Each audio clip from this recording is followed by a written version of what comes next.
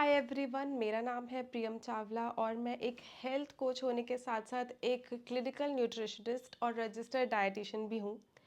आज का हमारा टॉपिक है सीड साइकिलिंग एंड मैं आपको बताने वाली हूँ कि सीड साइकिलिंग एक्चुअली होता क्या है और इसका क्या डायरेक्ट रिलेशनशिप है पीसीओडी पीसीओएस के साथ एंड ओवरऑल विमेन की हेल्थ के साथ। जैसे कि आपको पता है कि पीसीओडी पीसीओएस आज इतना कॉमन हो चुका है और ये एक लाइफस्टाइल डिसऑर्डर है और लाइफस्टाइल से ही इसे सुधारा जा सकता है। फिर चाहे वो डाइटरी हैबिट्स हो या फिजिकल एक्सरसाइज हो, बट इन लाइफस्टाइल चेंजेस से ही आप इसे सुधार सकते हैं। पीसीओडी और पीसीओएस की वजह से आपका मेंस्ट्रुअल साइकिल डिस्टर्ब हो सकती है, आपकी फर्टिलिटी डिस्टर्ब हो सकती है और अलग अलग लोगों पे इसका अलग अलग असर होता है, अलग अलग सिम्टम्स होते हैं। जैसे कुछ लोगों को एक्ने इश्यूज हो जाते हैं, कुछ लोगों को वेट गेन हो जाता है, कुछ लोगों को फेशियल हेयर आ जाते हैं।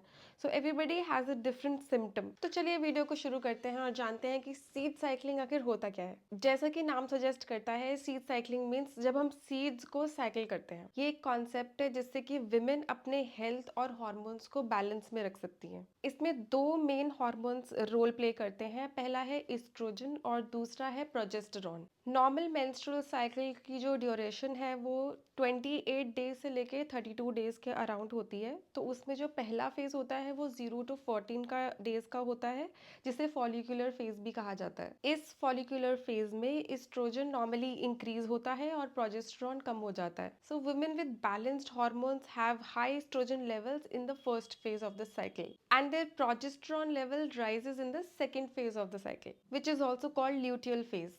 जो फर्स्ट साइकिल का फेज है वो फर्स्ट डे ऑफ पीरियड से 14th डे तक होता है, till the time ovulation gets over. So second phase start होता है from the 15th till 28th day. So first phase में एस्ट्रोजन बूस्टिंग सीड्स जो है वो है flax seeds and pumpkin seeds, और सेकेंड फेज में प्रोजेस्टेरॉन को बूस्ट करने वाले जो सीड्स हैं वो है sesame seeds and sunflower seeds.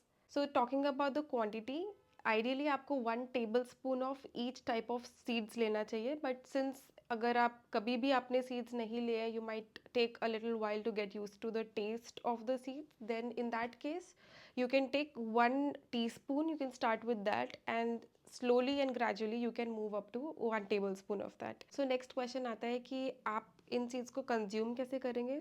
आप कंज्यूम करने से पहले सीड्स को थोड़ा सा रोस्ट कर लीजिए 2 to 3 मिनट्स, बहुत ज़्यादा भी रोस्ट नहीं करना है। उससे एंटी न्यूट्रिशनल फैक्टर्स जो होते हैं सीड्स के वो ख़त्म हो जाते हैं एंड उसके बाद आप उसे ग्राइंड कर सकते हैं, जिससे कि उन सीड्स की बायो अवेलेबिलिटी यानी कि उन सीड्स का जो आपकी बॉडी में एब्जॉर्प्शन है वो बढ़ जाता है। सीड साइकिलिंग एक बहुत ही अमेजिंग ट्रीटमेंट है for irregular periods. It reduces acne, it increases fertility, and it also helps in reducing PMS symptoms like mood swings, abdominal cramps, and facing fatigue. इस पर बहुत रिसर्च हुई है और सीड साइकिलिंग को कहा गया है कि it really helps with hair health also and in some ways it helps in thyroid and even reducing weight. Seed cycling also helps in insulin resistance and production of healthy eggs. The combination of these seeds have all the goodness of zinc, omega-3, fiber, iron, all the good fatty acids, and it also helps to reduce the symptoms and complications of menopause.